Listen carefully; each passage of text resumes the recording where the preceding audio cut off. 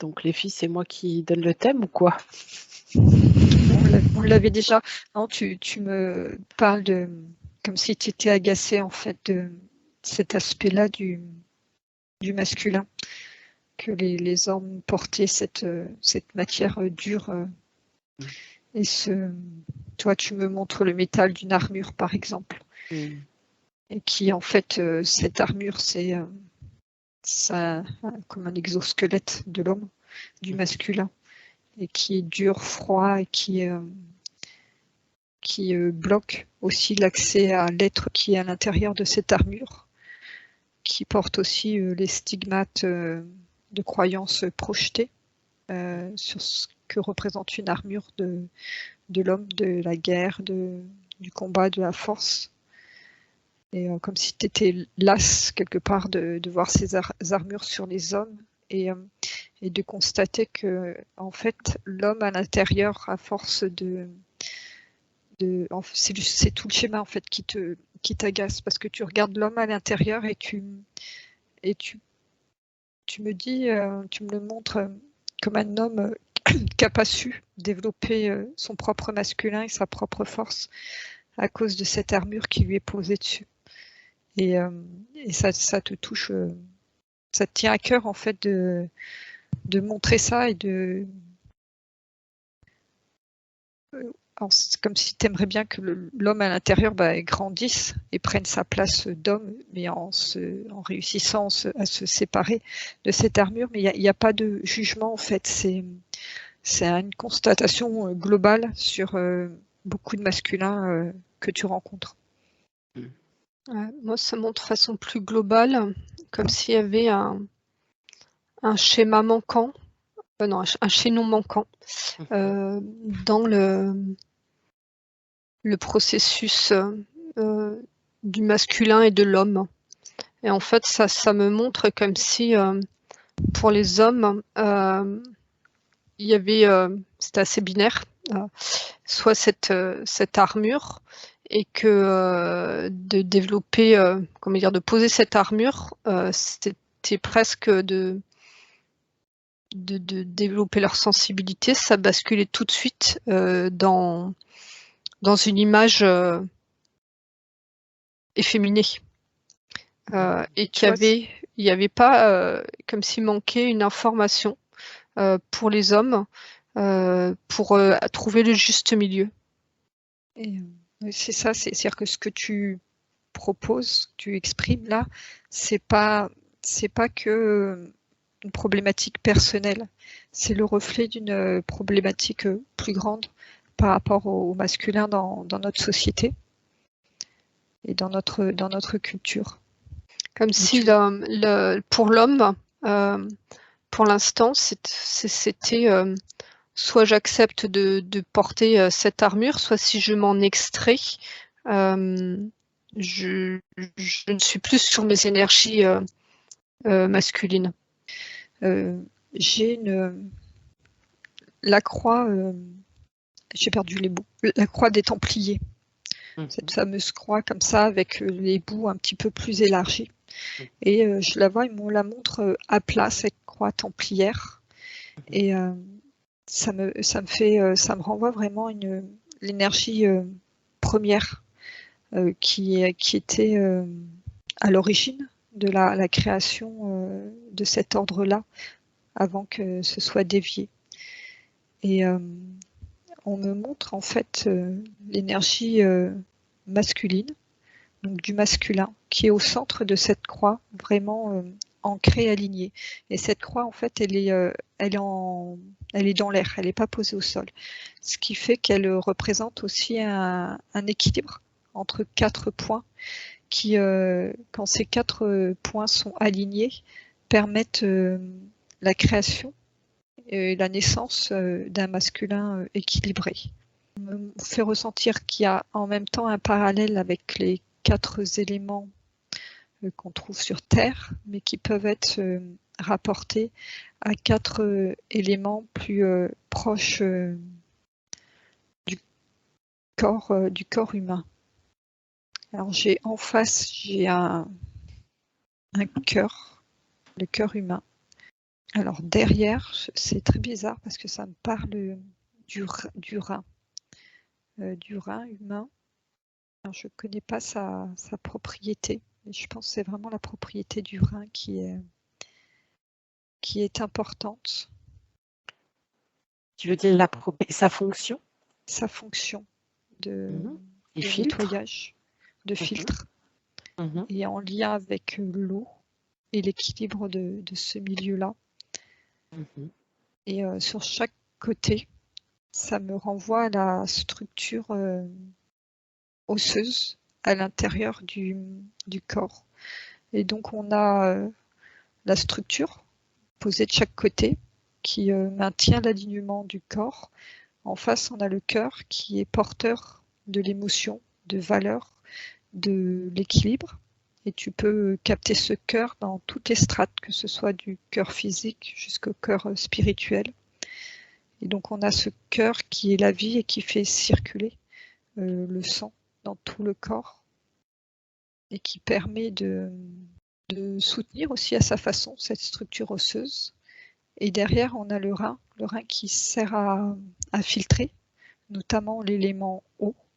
Et cet élément eau qui circule dans tout le corps et qui, une fois qu'il est nettoyé et éliminé, ça fait un tri en fait. Ça permet d'avoir un élément eau pur dans le corps et les éléments impurs qui sont évacués. Est-ce que rein primitif, ça te parle? Oui, ça valide, rein primitif. Qu'est-ce que c'est, Mélanie? Non, parce que c'est en psychonomie, on travaille sur le rein primitif dans la vérification de la constitution. Et en fait, ça s'appuie sur là où loge la conscience hominale, c'est dans le cœur et dans les reins. Donc il y a le point central entre les deux reins et il y a le rein primitif qui est un noyau d'information primitif qui contient l'information, là on est sur la génétique de la lignée paternelle et maternelle. Et donc la notion de cœur et de rein, alors je ne suis pas du tout religieuse, mais il y a dans un des textes d'une évangile ou de la Bible où c'est écrit que Dieu disait « Je logerai la conscience de l'homme dans son cœur et dans ses reins ». Donc voilà, ça me fait penser à ça quand tu en parles, dans la dimension spirituelle du cœur et des reins. Je vous laisse continuer, c'est passionnant. En fréquence par rapport à cette énergie qui est présente, qui me ramène toujours à cette notion de templier. Et on me parle d'équilibre entre le cœur et le mouvement et la structure qui porte le masculin. On me fait vraiment ressentir cette harmonie qu'il peut y avoir entre l'énergie, le cœur qui est en rapport avec l'amour et le fait de porter tout ça. Alors sinon, c'est pas clair. En fait, moi, je regardais en comparaison, j'ai demandé à ce que fasse apparaître sur le même idée d'image la femme. Et en fait, l'image que j'ai, elle n'est pas dépliée comme ça sur 4 points cardinaux. Par contre, elle est rassemblée. Donc plus comme une colonne, mais en ellipse comme ça, et avec un mouvement du coup réunifié et qui donne un mouvement centripète qui ramène à l'intérieur en fait. À l'opposé de l'image que je lui décrivais de cet équilibre de l'homme sur ces 4 points cardinaux comme au centre d'une balance à plusieurs plans qui lui permettait, s'il était dans cet équilibre-là, de pouvoir s'expanser le plus possible. La femme, elle rassemble et elle fait monter l'énergie de haut en bas comme ça. Tu vois, en fait, ça m'envoie l'invitation à chacun de ressentir ce point d'équilibre à l'intérieur de soi, à partir des valeurs du masculin. Mais tu vois, c'est comme si on ne proposait pas des valeurs morales ou précises de ce que doit être un masculin, parce que chacun va porter ses propres valeurs. Mais de se centrer en, par exemple, visualisant cette croix et de ressentir ce qui, pour moi, va se présenter sur chacune de ces extrémités en tant que valeur du masculin. Et c'est vraiment, c'est pour ça que on me donne pas, en fait, depuis le début, de définition précise de ce qu'il y a dans cet équilibre, parce que le plus important, c'est la structure qui m'a été montrée, mais que ce qui va être mis au-delà de cette structure appartient à chacun, selon son énergie et selon son essence. Qu'est-ce qui fait qu'un masculin est équilibré alors? Quand les valeurs qui sont portées par cette croix elles sont équilibrées, ont une valeur, sont à leur juste place. Mais c'est vraiment, c'est chacun sa propre valeur. Et que ces valeurs soient aussi posées de la façon la plus épurée. Tu vois, on me pose des mots qui peuvent être associés au masculin. Par exemple, on me met le mot vaillance. Donc là, on le pose devant moi, comme si, voilà, pour à ce moment-là où je fais l'exercice, le mot vaillance pourrait correspondre à une valeur du masculin qui m'est propre. Et on m'amène à observer ce mot et à l'observer aussi ce à quoi je suis raccordée au travers de ce mot, et voir si cela est juste et équilibré pour moi, ou si c'est des informations qui n'ont plus lieu d'être, pour arriver à avoir devant moi l'énergie de la vaillance la plus pure possible, et dénuée de toute croyance et de toute image et de toute histoire. Et de tout comportement déjà pré-mâché, préfabriqué. Voilà. Tu vois, là, on me montre par exemple un templier qui part en combat, et avec ce mot vaillance. Et donc là, on me superpose cette lumière de vaillance à ces images-là. Et intérieurement, je fais un aller-retour. Je dis, est-ce que cette image du templier qui part en guerre pour symboliser la vaillance résonne en moi? Donc moi, ça me dit non, intérieur de moi. Et donc, j'essaye même pas de dissoudre l'image, c'est que je me ressente dans mon cœur et dans la vibration du mot vaillance pour l'intégrer en fonction de ma propre vibration. En fait, Julie, est-ce que tu veux dire que l'homme est comme la femme, du coup, sont porteurs dans leur vibration de certaines valeurs qui, pour chacun, est propre, et que quand on les incarne de manière, alors toi tu dis pure, mais juste, droite, centrée, épurée, sans finalement se forcer à à correspondre à ce que la société attend de nous, c'est-à-dire à rentrer tout simplement dans un personnage. Là, on est en équilibre en fait, et là on parle même plus finalement de polarité masculine-féminine. Oui, c'est ça. Et tu vois, on me fait passer à un autre mot qui peut être lié au masculin, ce qui est le mot force. Et tu vois, c'est vraiment un exercice qui est présenté. Donc là, j'ai le mot force qui se présente à moi. Et c'est la même chose. J'ai plein d'images qui se mettent autour de ce que mon mental, ce que ma croyance et tout peut associer à ce mot force. Et en même temps, moi, dans mon corps, je suis en train de ressentir ce qu'est la force. Et là, ça active la force intérieure, la force aussi qui me permet de garder mon alignement, garder ma justesse. Et tu vois, ça me renvoie aussi à l'alignement de mon cœur pour lui permettre de rayonner le plus possible, même dans les situations où la force intérieure doit s'exprimer. En fait, là, les filles, ce que vous faites, c'est on dépolarise complètement ce qu'on était en train de regarder au départ. On ne parle, je reviens sur ce que je dis, parce que c'est très intéressant. On ne parle ni de féminin, ni de masculin, là.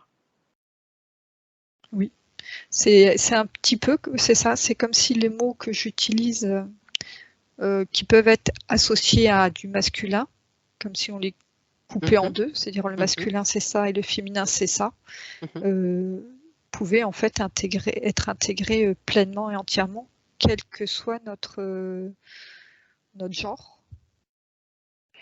Et du coup, alors, qu'est-ce qu'on fait de ces idées du féminin sacré qui est lié à l'intuition, la sensibilité, et le masculin sacré qui est comme la force de manifestation du féminin? Là, dans l'exercice qu'on me propose, c'est de se les réapproprier. Et ce qui est intéressant, justement, c'est d'aller regarder ces valeurs polarisées. Par exemple, qu'un homme fasse le même exercice avec les valeurs d'intuition, par exemple, créativité, qui sont devant lui, et de les dépolariser pour pouvoir les accueillir en lui. Ouais, ça me montrait par rapport à l'image de Julie sur la croix. C'était je remonte bien avant les exercices, hein, mais en fait, ça me montrait le regard porté sur. Et ça montrait que, alors là c'était avec un homme, c'est que le regard porté sur juste un seul des 4 pôles venait figer et des accès déséquilibrés. Et en fin de compte, de revenir dans son axe et de ne pas être que sur un regard. Alors c'est un regard avec les yeux, et donc il y avait le cerveau qui était connecté dessus. De revenir comme ça en son centre et non plus de porter un regard que sur un seul point. Donc quelque part toujours cette notion de polarité, hein, mais d'être attentif à l'équilibre latéral et derrière, avec l'accueil, comme Julie l'a proposé, des mots. C'était presque comme si le mot qui était donné pouvait rentrer en résonance avec ce regard fixe, comme une seule direction que l'homme pouvait prendre, et aussi du coup pour le détourner de sa propre intuition et ressenti, et que de se réapproprier les concepts et de les mettre dans sa propre énergie, et de voir quelle place ça prend dans son énergie, qu'est-ce que ça met en lumière, ça dépolarise les choses. C'est vrai que c'est un exercice qui serait intéressant à faire, comme un brainstorming, de demander aux gens, hommes et femmes, de mettre des mots comme ça, de citer des mots qui peuvent représenter le masculin ou le féminin, et petit à petit de nettoyer tout ce qui est raccroché à chaque mot. En fait, là, ton boulet que tu me présentais symboliquement, c'est aussi finalement cette capacité que tu as de ne pas rentrer en interaction avec tous ces schémas artificiels de l'homme. Et en fait, ça revient au questionnement, mais où est l'homme en fait, et même quelque part une peur intérieure de se dire, mais où sont les hommes, quoi? Est-ce que je pourrais un jour rencontrer un homme sans être systématiquement confronté à ces schémas? À ce boulet. Tout à fait, c'est ce que tu disais dès le début, Julie. Ouais. Là, les hommes sont en capacité de faire cette réunification. Alors je regardais globalement, pas pour être pessimiste, mais c'est compliqué parce que ils sont beaucoup trop pris par la culture, leurs responsabilités et le poids qu'ils sont censés porter en tant qu'hommes. Et en étant émasculés. Et en fait, ça me montre que si nous, on commence à faire ce travail-là et que on va pouvoir aider un homme, si un homme entre en conscience de cette unité et a trouvé les moyens par lui-même de se libérer du masculin, ça va enclencher comme une réaction en chaîne, parce que lui va avoir un accès privilégié pour d'autres hommes. Ah, ça c'est intéressant. Ça montre qu'il faut qu'il y ait des hommes qui aient suffisamment d'humilité pour se mettre à nu et d'accepter de faire le chemin intérieur et que celui qui réussit à faire ce chemin-là, par contre, pour en aider vraiment beaucoup plus. Et en fait, le fait d'être une femme, mais qui est alignée et qui porte en fait une neutralité dans l'information qui est transmise. C'était de par notre posture à nous en tant que femmes ayant intégré des informations, j'espère que dans 6 mois on en aura intégré encore plus, mais d'accueillir dans une stabilité, c'est-à-dire que de ne pas être dans une relation de charme, de séduction. Ouais, ni séduction ni maternante. Ni maternante, vraiment dans une certaine neutralité, mais puissante en fait. C'est-à-dire que quel que soit ce que tu me présentes, pour moi ça bougera pas. Ce que je te montre, c'est cet équilibre intérieur. C'est comme ça que ça va les aider. En fait, c'est pour les femmes, en trouvant leur propre unité, qu'ils vont pouvoir retrouver le chemin de la leur. Ouais. Oui. Enfin, c'est déjà sortir prendre conscience de leur costume, voir que finalement aucun de leurs costumes ne fonctionne avec nous, et de se mettre à nu si besoin pour retrouver la leur.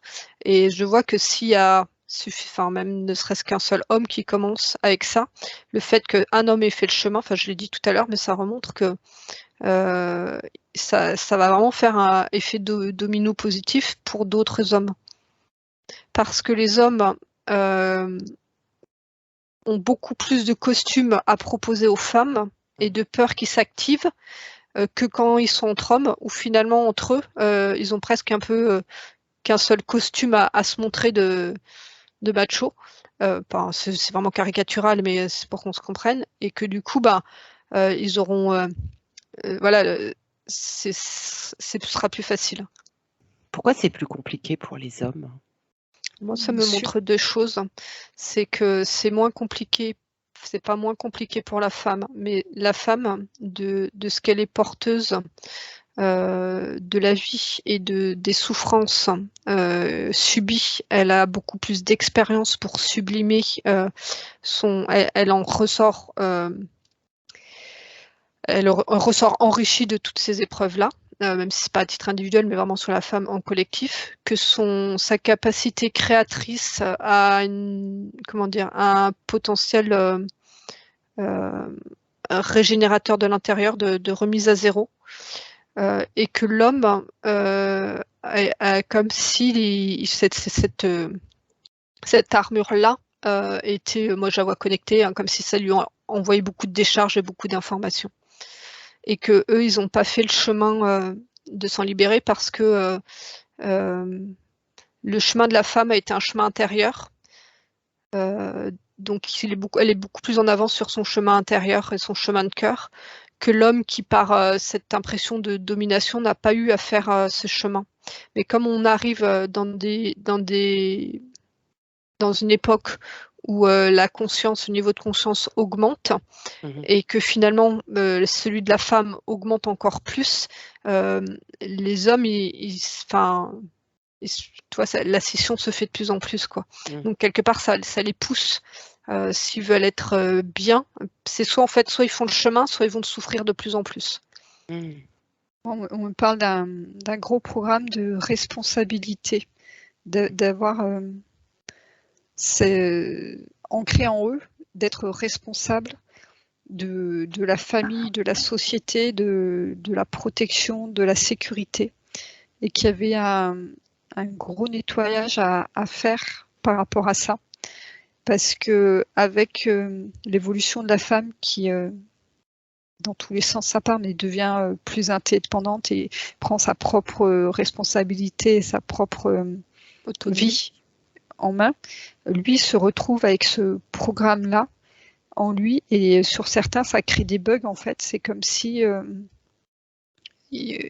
ça vibrait en lui ce mot responsabilité, et que c'était pas possible de le mettre en œuvre comme il y a quelques décennies ou quelques siècles de la même façon.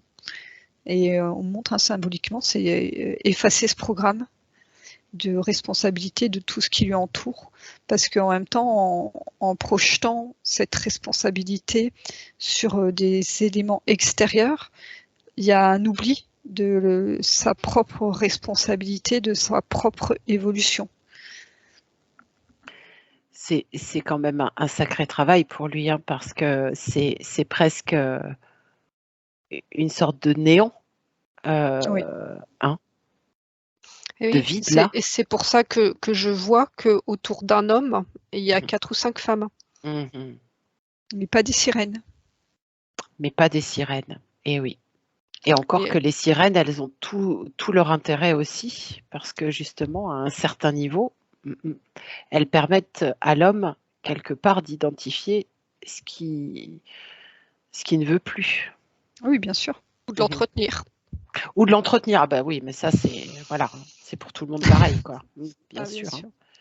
Et ça remonte quand même que, en fait, il y a vraiment un moment où ils vont pas avoir le choix, les hommes, parce que ils vont se retrouver très isolés ou en très grande souffrance. Hein. Je le revois encore, cet homme dans cette armure, mais c'est comme si ça lui envoyait des décharges et il est roulé en boule sur lui-même.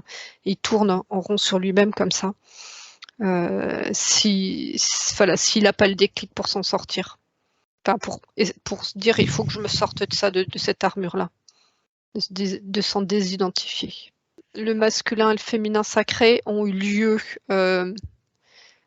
d'exister, parce que ça a amené chacun à prendre conscience de sa puissance intérieure, mais en même temps, le contrepartie, c'est qu'une fois que cette puissance était mise, ça a mis beaucoup de culpabilité, fait croire qu'il y a une incapacité à l'atteindre, mais parce qu'au fur et à mesure on en parlait, le côté sacré et surtout sacralisé de ce féminin, c'est comme une norme, en fait, personne n'est dans la norme.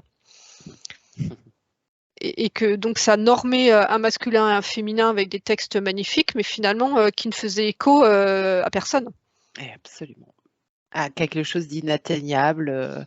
Alors que là, comme c'est présenté maintenant, c'est chacun dans son unité et dans l'accueil de ce qu'il est, et dans l'humilité d'accueillir aussi ses fragilités et de faire avec, ou quand c'est le moment de les regarder. Ça met vraiment un autre regard sur sa propre énergie.